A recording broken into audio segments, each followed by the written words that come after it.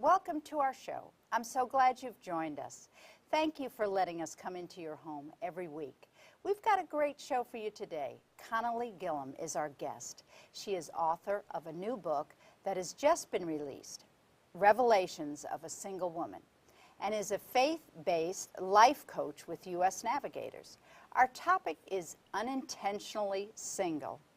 Connally describes herself as a little bit debutante and a little bit granola chick, a little bit pomp and a little bit Birkenstock. She is confident, bright, and unintentionally single woman. Our show today will be full of insight and encouragement for any woman navigating the changing landscape of relationships, marriage, and singleness. We welcome Connally Gilliam to our show today. It's so good to have you, Connally. Thank you, Suellen. It's good to be here. Well, I'm just really good. It's really good to see you. I know you flew in from to Dallas from Arlington, Virginia. Washington, D.C. Washington, right? Excuse me. I want to ask you a very important question. So why aren't you married? It's a great question. Chapter 13 of my book actually is entitled that, So Why Aren't You Married?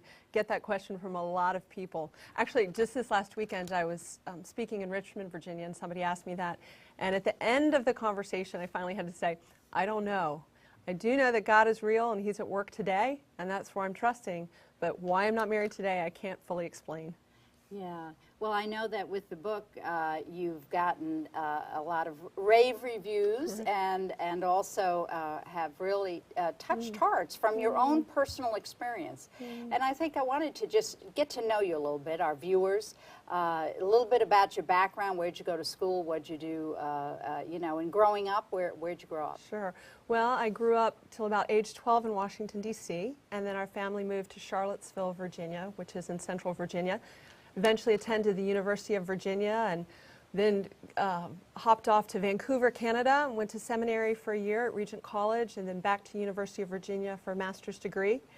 My parents are still there, so it's really what I consider home, Charlottesville. Oh, it's beautiful there, isn't it? It's very nice, very nice. Yeah, and I know that you have a grandfather or great-grandfather that is from Dallas that I wanted to talk about because I know people know who he is. Well, I think there are people in certain circles who would be very familiar with his name. George W. Truett is his name. He was the minister at First Baptist in Dallas for 40 years before Criswell and was the head at some point of the Southern Baptist Convention.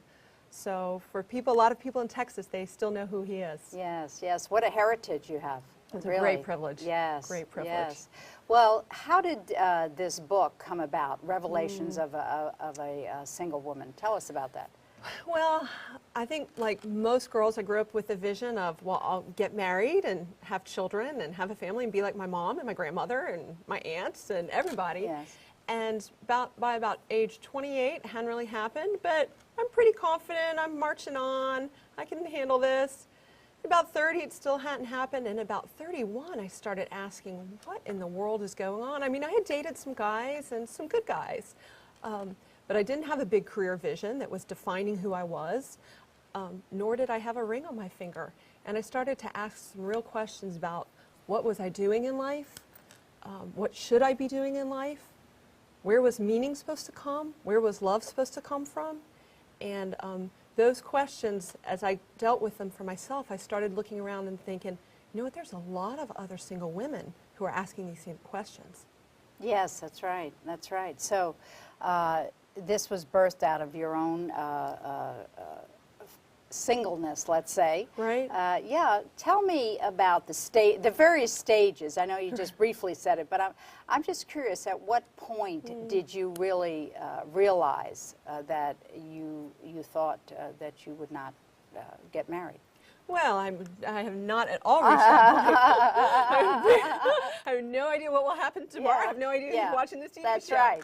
But, That's right. So let's hope that something will happen. No, but I think for me, the point that I eventually had to come to was realizing I'm not in control. There you go. Of my destiny. Yes. And it's an illusion, I think, that a lot of particularly well-educated women who've had jobs open up to them and maybe they've had friends along the way encouraging them, you tend to think, well, I should be able to make happen what I want to happen.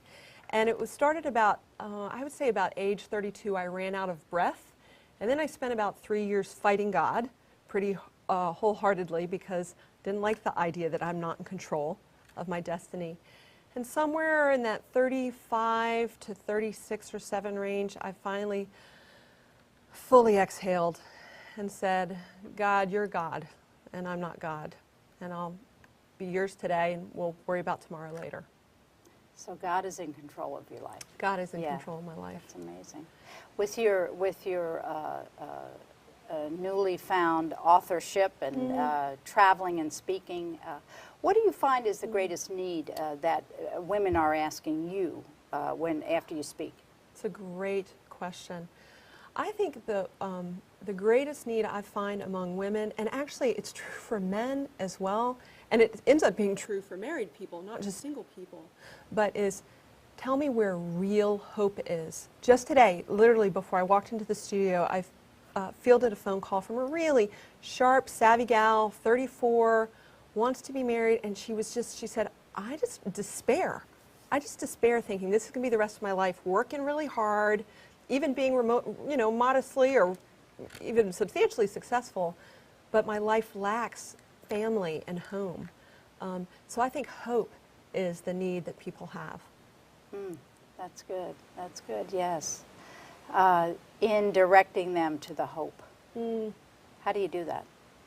Well, a variety of ways. A lot of times it depends where somebody is, which affects the way in which I direct them. But the place ultimately that I'm pointing them to really is to the Lord. And to not just a vague sense of God, ultimately. A lot of times we'll talk that way in Washington, D.C., but at the end of the day, it's really helping people to encounter Jesus and to encounter Him in a place that is real, down in the place of greatest disappointment or greatest ache. And an ache that doesn't necessarily get solved instantly just because you meet Him there, but discovering Jesus' presence down in your deepest ache. So that's where I'm pointing people. But some people are more hesitant or push back on that more, so you have to be a little bit more gentle with them. And some friends actually just need a big challenge to learn to listen and to obey. So there's a variety of ways I approach people. What do you think about sex in the single woman? Well, they Your view. Yeah. I'll tell you, they almost entitled my book "Celibate in the City" instead of Sex in the City. And I'll tell you, it's honestly a struggle because the culture holds up around us that sex is the silver bullet. It is the way to find, in essence, salvation for your soul. So I believe that what the Scripture says is true, that sex is designed for a man and a woman within the context of marriage, and that's it. But I'll tell you, that's a foreign message that can sound strange to a lot of people. So your Washington friends actually buy that? Yeah, not so much. No, not so much. Actually, I think people sometimes think I'm a quaint anachronism from a bygone era. And the one thing that where it does make sense is when you say to somebody, well, if there were a God out there, let's just pretend for a second that there is a God out there, would you like the idea that He flitted around with different people and He'd be committed to you as his person for a while, but then after a while he'd get tired of you and he could hook up with somebody else? No, you would want a God who's committed. And you can start to explain to people the parallels between Jesus and His followers being similar to a husband and his wife and that exclusive commitment. That's beautiful, beautifully said. And the basis of that, of course, is we find in the Bible. Right, exactly, in the New Testament. Yeah. It's wonderful that you have stood strong in the midst of a difficult culture that we all find, I think, in believing the principles of what the Word of God. What is your greatest challenge? I would say probably 2 levels, the greatest challenge in terms of walking as an unintentionally single woman. The first is holding on to desire. I think that's a real strong thing. When a desire goes unmet, it's either easy to try and crush that desire or pretend you don't have it anymore, or conversely to lift it up and make it your idol, like I must have my desire met or I'll die. And so my greatest challenge, I think, is to walk with unmet desire and say, hey, This is, honestly, it's a desire of my heart, but at the same time, the desire is not God. God is God. I think that would be the first challenge. And then the second challenge, I think, is creating a sense of intimacy and home in one's life as a single person. It's possible, but it's a bit different than when you live with a husband and some children. You have people kind of in and out of your space very naturally and fluidly. So I think that would be the second practical challenge, intimacy and home. That's good. I appreciate what you're saying. In your book, The Revelations of a Single Woman, I just think it's such a needed book, you know, because there's not enough that addresses the single woman. I think there's a lot out there on a lot of topics, but what was the most poignant chapter for you to write? No question, it was the chapter that you referenced, maybe unintentionally, right at the start of the show, So Why Aren't You Married? Chapter 13. And it was most poignant to me because it was the time when Dr. Houston, who's a wise, twinkly-eyed, Santa Claus without the beard sort of guy, professor up at Regent College in Vancouver, drove me home after I had been in Vancouver back visiting, drove me home having had dinner with him and with his wife.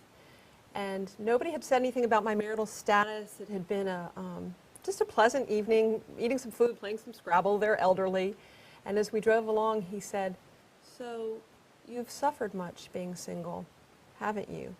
And nobody had ever said the word suffering before in connection to unintentional singleness, but it hit something in me. I mean, it plowed into my guts, really. But I tried to deny it because I didn't want to be melodramatic. And I said, well, you know, I mean, we all have issues, et cetera, et cetera. And he said, your mother, she suffered with your being single. And then I felt like he was getting in my business. And as I drove with him in the car, suddenly tears just started to stream down my face because I felt like, on one hand, it felt like he'd given me this punch to my gut. But in retrospect, I realized really it was like the Heimlich maneuver.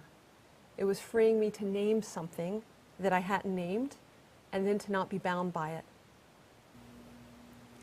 You know, Connally, as we're talking about that story with Dr. Houston, being free, tell me, describe a little further how that freed you, what he said. Well, I think sometimes when you have unmet desire or anything you're ashamed of, if you're not allowed to stick it out into the light, it binds you. It holds you down. You become self-conscious. You want to hide. You want to make sure that nobody is seeing it. So it could be something that seems very dramatic on the world stage, or it could be something very private like an unmet yearning or longing. To have it in the light means you can come out of hiding. You don't have to pretend. You don't have to be above it, or you don't have to be controlled by it. So that would be an example of how I was freed. Or conversely, to begin to say, okay, if God really knows what's going on, He knows my heart, then I can entrust my heart to Him. And so, in essence, I don't have to watch my back. I can trust that God is watching my back, and it frees me then to invest in other people, to care for other people, to pour my life out on behalf of other people without being lost in my own self-conscious hiding. That's great. As a single, where do you find content?